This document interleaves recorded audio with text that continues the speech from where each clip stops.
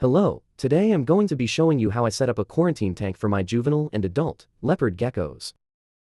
For this video, I'm going to be using a 20-gallon, front-opening tank which measures 30 x 12 x 12 inches. It is the minimum size for juveniles. When using a shorter tank, it is important not to set the lights directly on the lid, as this can cause burns on your gecko. I use this adjustable light fixture to make sure the bulbs are at least 14 inches above the highest climbing point in the tank. This fixture can hold 2 dome lights. I prefer to use deep domes just to keep the light and heat focused on the correct area. This fixture is completely adjustable too, so you can move your lights to different parts of the tank if needed. When choosing my lighting, there's 3 bulbs I typically go for. First is a linear UVB. It disperses light well and helps with the heat gradient. Unfortunately, I don't have an extra right now, so I will show you my next picks. First is an incandescent bulb. I like to use these on the basking side and typically use a 75W.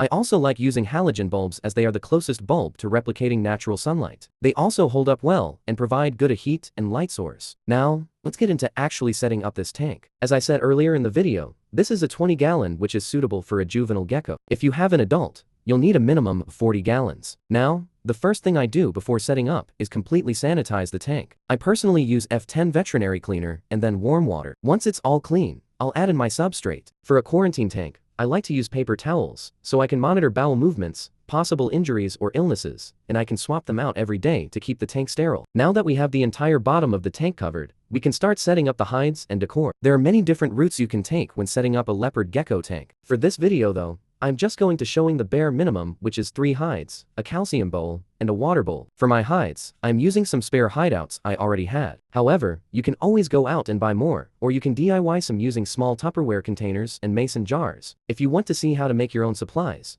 check out my other video on leopard gecko DIYs. In one of my hides, I am using sphagnum moss to create a humid hide. This can help the gecko shed, relax, and pass waste easier. All leopard gecko enclosures need to have at least one humid hide. I use sphagnum moss because I think it looks nice and holds humidity well, but you can also use damp paper towels or rehydrated coco coir. The most important part is just making sure you regularly mist it, so the hide stays moist. Now that I have at least 3 hides, I'm just going to pop them into the tank. Inside the tank, it's important to put your hides at different points in the heat gradient. Here, I have one on my cool side, one on my warm side, and my humid hide in the middle. Now that my hides are all set up, I'm going to add in a calcium bowl, which is another essential part of a leopard gecko setup. I personally use Repti Calcium from the brand Zoom. I provide a lick bowl of calcium without D3, but I dust all feeders in calcium with D3. D3 is an essential vitamin that leopard geckos can absorb from UVB light and from consuming supplements. Both calcium and D3 can help prevent illnesses like metabolic bone disease and physical deformities. If you have a gecko already presenting illness or is malnourished, I'd suggest using calcium with D3 in their lick bowl. Next,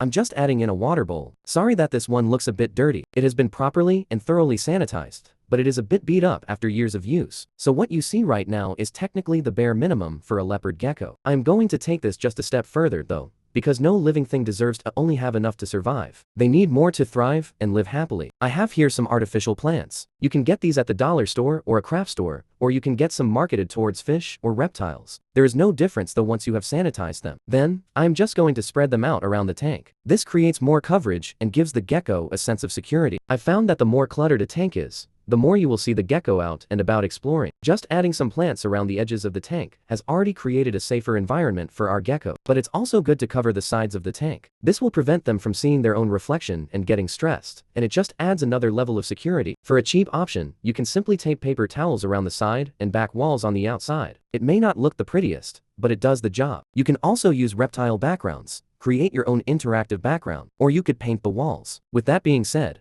our tank is now completely done being set up. It is now somewhere your new leopard gecko can call home and begin living their new life with you. Thank you so much for watching. If you have any questions or suggestions for future videos, feel free to leave them in the comments or reach out to me at Twixy Geckos on Instagram and Facebook.